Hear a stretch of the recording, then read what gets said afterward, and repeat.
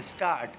महामारी के दौरान दुनिया में एक और संकट गहराया है। यह संकट बाल मजदूरों को लेकर है। चिंताजनक की बात यह है कि इस 1.5 साल में दुनिया में बाल श्रमिकों की तादाद बढ़ गई है। हाल में संयुक्त राष्ट्र बाल विकास कोष यूनिसेफ ने अपनी रिपोर्ट में बताया कि वर्ष 2016 में दुनिया भर में करीब 9.5 करोड़ बाल मजदूर थे। यह संख्या अब बढ़कर 16 करोड़ तक जा पहुंची है। 4 साल में बाल श्रमिकों की तादाद में यह वृद्धि 1.5 गुने से भी अधिक है। इतना ही नहीं, अब बड़ा खतरा यह भी है कि अगले साल के अंत तक महामारी के कारण 1 करोड़ से ज़्यादा और बच्चे बाल श्रम में झोंक दिए जाएंगे। अगर पर्याप्त सामाजिक सुरक्षा का दायरा नहीं बढ़ाया गया तो इस आंकड़े को बढ़ने से कोई नहीं रोक पाएगा।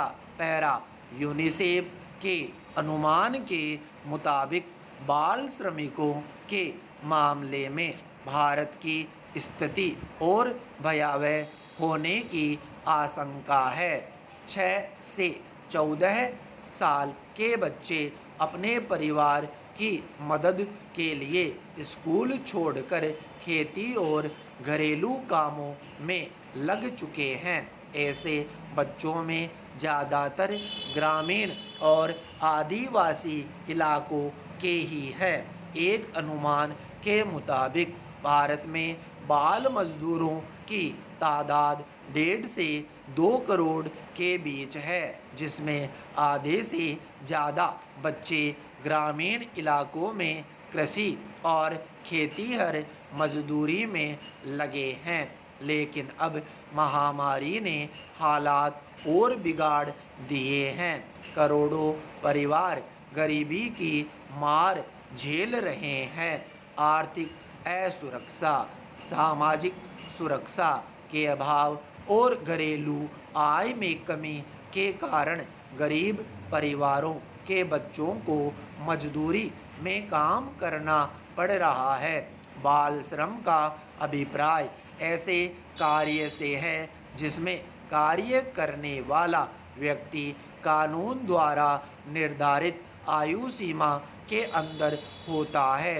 बाल श्रम बच्चों को उन मूलभूत अधिकारों और आवश्यकताओं से वंचित करता है जिस पर उनका नैसर्गिक अधिकार होता है।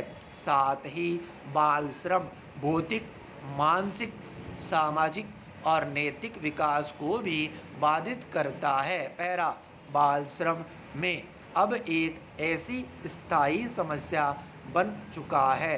अंतर्राष्ट्रीय स्तर पर इसे लेकर वर्ष 1924 में पहल तब हुई जब जिनेवा घोषणा पत्र में बच्चों के अधिकारों को मान्यता देते हुए 5 सूत्री कार्यक्रम की घोषणा की गई थी। इसके चलते बाल श्रम को प्रतिबंधित किया गया। साथ ही बच्चों के लिए कुछ विशिष्ट अधिकारों को स्वीकृति दी गई थी।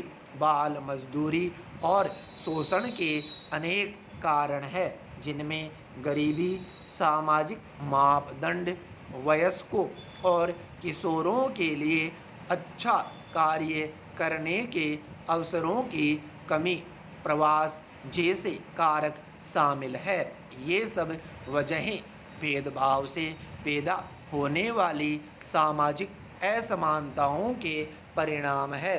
बाल मजदूरी बच्चों से स्कूल जाने का अधिकार छीन लेती है और वे पीढ़ी दर पीढ़ी गरीबी के चक्रव्यूह से बाहर नहीं निकल पाते हैं। जाहिर है, बच्चों की शिक्षा में बाल मजदूरी शिक्षा में बहुत बड़ा अवरोध है। बाल तस्करी भी बाल मजदूरी से अलग नहीं है, जिसमें हमेशा ही बच्चों का शोषण होता है। ऐसे बच्चों को शारीरिक, मानसिक, यौन और भावनात्मक सभी प्रकार के उत्पीड़नों से गुजरना पड़ता है। बच्चों को वेश्यावृत्ति की ओर धकेल दिया जाता है। कम और बिना पैसे के मजदूरी कराना, घरों में नौकर या भिखारी बनाने पर मजबूर करना बाल श्रम के ही उदाहरण है। दुनिया के कई देशों में तो बच्चों के हाथों में हथियार भी थमा दिए जाते हैं। बाल तस्करी बच्चों के लिए हिंसा, यौन उत्पीड़न और HIV संक्रमण का खतरा पैदा करती है। कुल मिलाकर दुनिया भर में बच्चों पर संकट कहीं ज़्यादा व्यापक और गंभीर है। पहला सवाल है कि बाल श्रम कैसे खत्म हो। जो कुप्रथा सदियों से चली आ रही है, उसे खत्म करना कोई आसान नहीं है। फिर दुनिया भर में तमाम कानून हैं जो बाल श्रम को प्रतिबंधित करते हैं, जिनके तहत बाल मजदूरी अपराध है। पर समस्या यह है कि इतने कानूनों के बावजूद यह संकट गहराता जा रहा है। इसका मूल कारण सरकारों के साथ समाज में बच्चों की उपेक्षा भी है। इसलिए बच्चों का बचपन बचाने की पहली जिम्मेदारी तो समाज और सरकार की ही है। भारत में बाल श्रम निषेध के लिए अनेक कानून बनाए गए हैं। 1948 के कारखाना अधिनियम से लेकर दर्जनों प्रावधान है। बावजूद इसके बाल श्रमिकों की संख्या में निरंतर वृद्धि हो रही है।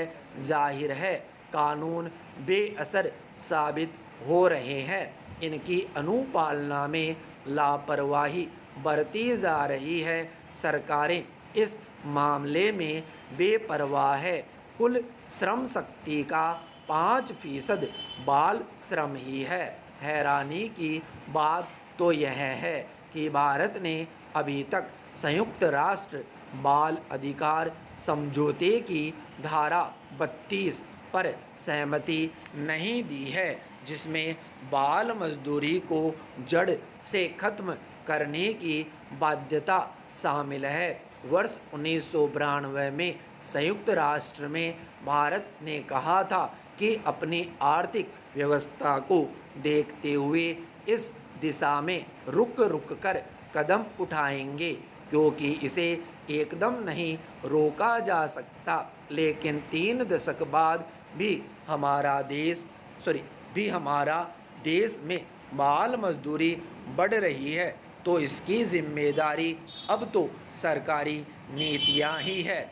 इतना ही नहीं, बाल श्रम कानून के संशोधन में थोड़ी नरमी देखने को मिल रही है। पहला, बाल श्रम रोकने के लिए ठोस कदम उठाने की ज़रूरत है। इसमें हम लोकतंत्र की सबसे छोटी इकाई पंचायत की भूमिका को बढ़ा सकते हैं। चूँकि भारत में लगभग 80% बाल श्रम ग्रामीण क्षेत्रों में होता है, इसलिए बाल श्रम में कमी लाने और धीरे धीरे इसे खत्म करने की जिम्मेदारी पंचायतों पर डाली जानी चाहिए। पंचायतें इसमें प्रमुख भूमिका निभा सकती है। इसके लिए पंचायतों को बाल श्रम के दुष्परिणामों के बारे में जागरूकता पैदा करनी होगी। ऐसा माहौल तैयार करना होगा जहां बच्चों को काम न करना पड़े और वे स्कूलों में दाखिला लें। इसका भी आकलन करते रहना होगा कि बच्चों को स्कूलों में पर्याप्त सुविधाएं उपलब्ध है या नहीं। पंचायतों को भी यह अधिकार दिए जाने की ज़रूरत है कि वे बाल श्रम करवाने पर जुर्माना लगा सकें और उसके विरुद्ध कानूनी कार्रवाई शुरू कर सके। गाँवों में आंगनबाड़ी गाँवों में बालवाड़ी और आंगनबाड़ियों को भी इसके लिए सक्रिय रखने की ज़रूरत है। बाल श्रम को रोकने में इनकी भी भूमिका भी कारगर हो सकती है। पैरा कोरोना काल में गरीबी बढ़ी है, ऐसे में बच्चों को भी रोजगार से लगाना ज़्यादातर परिवारों की मजबूरी बन गई है, लेकिन सरकारों और समाज के स्तर पर प्रयास करके इसे रोका भी जा सकता है।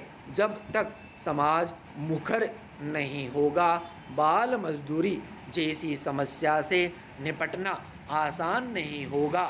शहरों महानगरों तो घरेलू कामकाज के लिए लोग दिन भर के लिए काम के लिए घरों में कम उम्र के बच्चों को रखना पसंद करते हैं, क्योंकि वे मजबूरी के मारे होते हैं और बिना किसी हक की मांग के काम करने को तैयार हो जाते हैं।